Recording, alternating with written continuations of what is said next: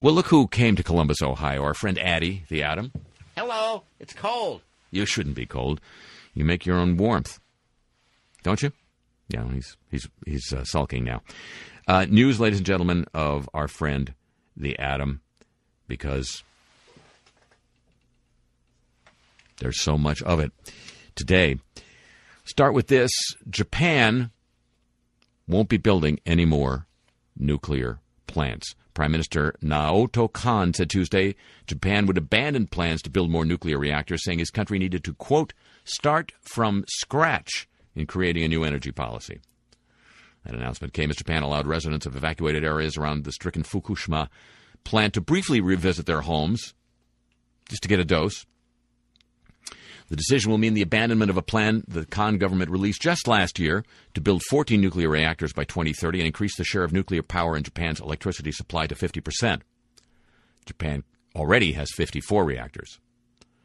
The cancellation of the planned nuclear plants is the second time Kan has suddenly announced big changes in Japanese nuclear policy without the usual long committee meetings and media leaks that characterize the country's consensus-driven decision-making process. He appears to be seeking a stronger leadership role after criticism of this government's sometimes slow and indecisive handling of the Fukushima incident. What's that? That's that nuclear barn door he's closing.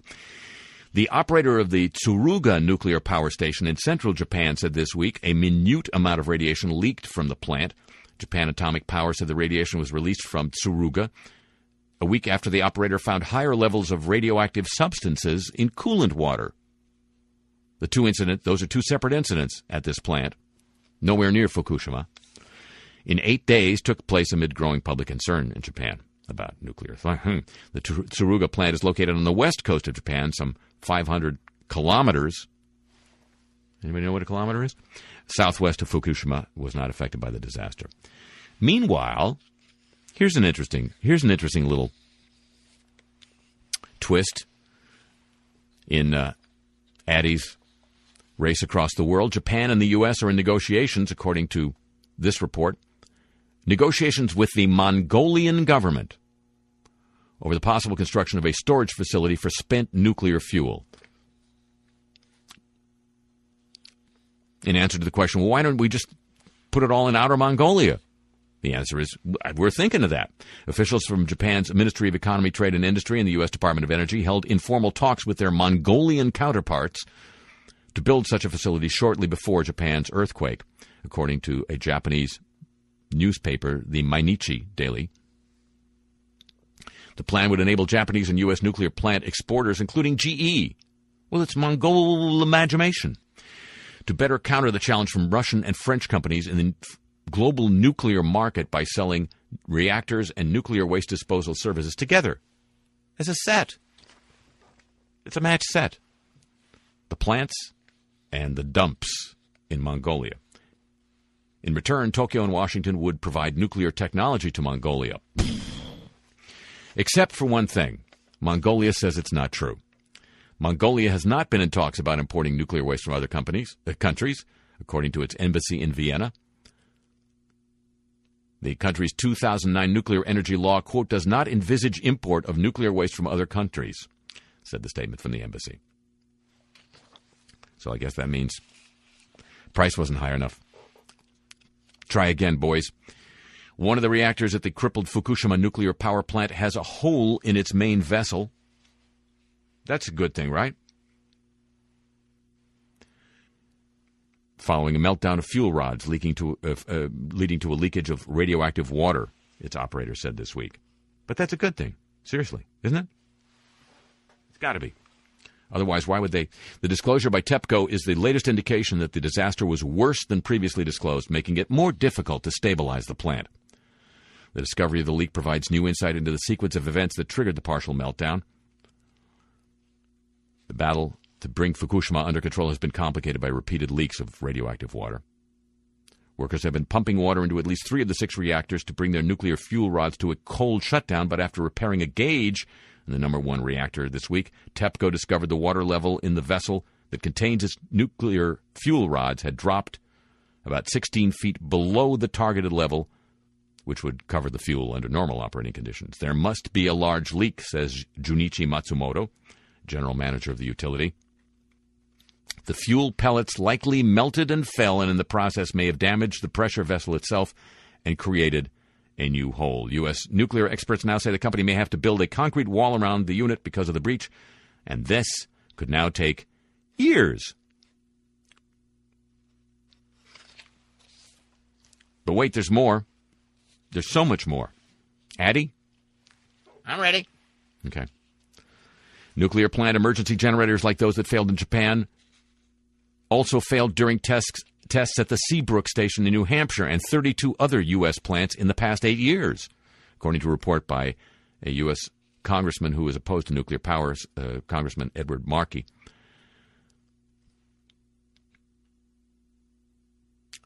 This was issued during the same time frame that a federal task force vouched for the safety of the nation's nuclear plants. The Seabrook incident, according to the report, took place in August 2006 when the plant shut down because of inoperable emergency diesel generators. The generators were inoperable for just one day. The problem occurred when one of the two backup generators was taken down for routine maintenance and a voltage problem occurred at the other. It was quickly repaired, but NRC rules require the plant to shut down if a certain number of generators are not operational.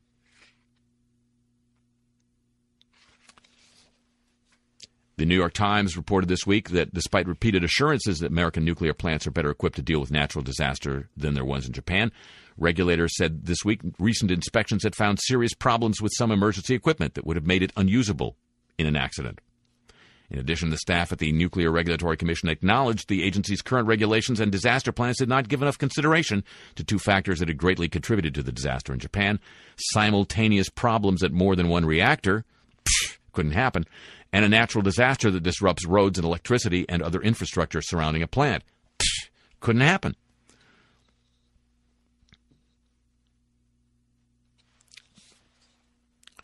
Coolant is escaping through a newly discovered opening at the Fukushima plant, a development that could slow efforts to prevent further potential radiation releases from the facility. And there's this. Bad news for Addie. No. Yes. The 440 commercial nuclear reactors in use worldwide, around the world, as Wolf Blitzer would say, are currently helping to minimize our consumption of fossil fuels. But how much bigger can nuclear power get? In an analysis to be published in an issue of the Proceedings of the IEEE, the International Electric and Electronics Engineers Organization, Derek Abbott, professor of both kinds of engineering at the University of Adelaide, has concluded that nuclear power cannot be globally scaled to supply the world's energy needs. Global power consumption today, he says, is about 15 terawatts. We know now tera from terabytes. He estimates to supply 15 terawatts with nuclear only, we would need 15,000 nuclear reactors. He explores the consequences of building, operating, and decommissioning 15,000 reactors on Earth. A nuclear power station is resource-hungry and, apart from fuel, uses many rare metals in its construction. The dream of a utopia where the world is powered off fusion or fission reactors is simply unattainable. Even a supply of as little as 1 terawatt, he says in his report, stretches resources considerably. First, simply finding 15,000 locations with enough land near enough water is challenging. Every nuclear power station, he says, needs to be decommissioned after 40 to 60 years of life due to neutron embrittlement. Oh, yeah, I hate that. Cracks that develop on the metal surfaces due to radiation. Then with 15,000 nuclear power stations, one new station would need to be built and another decommissioned somewhere in the world every day. Considering it takes 6.5 years to build a nuclear station and up to 20 years to decommission one, he finds this unrealistic. There's the matter of nuclear waste. It's uncertain whether burying the spent fuel and the spent reactor vessels, which are also highly radioactive, he says in his report, may cause radioactive leakage into groundwater or the environment via geological movement. Based on the accidents so far, 11 nuclear accidents at the level of a full or partial core melt, scaling up to 15,000 reactors would mean we would have a major accident somewhere in the world, major nuclear accident somewhere in the world every month. Maybe even in February. And then there's the matter of uranium.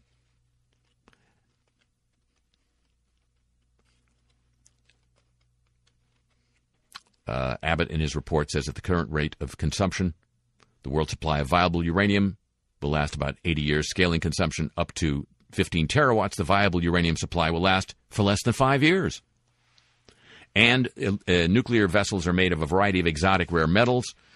We'd run out of those, he says. In any future generation nuclear reactors, whether they're fueled by uranium or thorium. Many of these same problems would plague fusion reactors.